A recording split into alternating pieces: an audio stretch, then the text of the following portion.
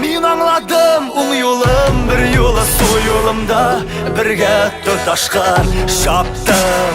Qaramadım kirige biri de izlerimning terenligi soyuqqan.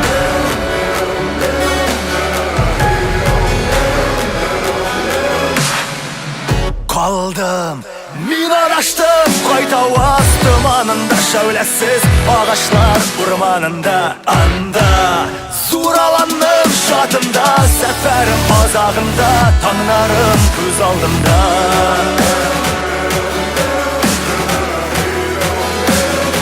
Tanrım göz aldımda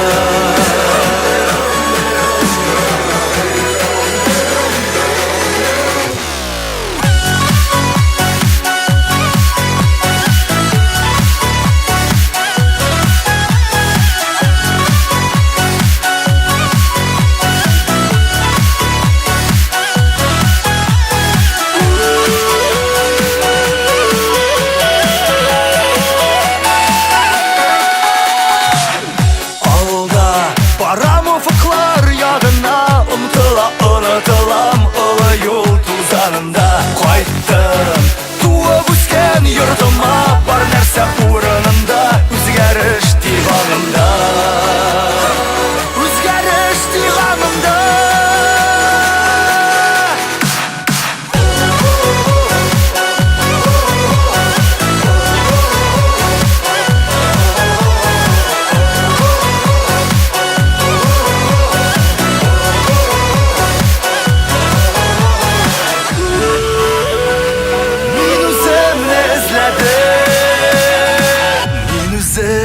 izledim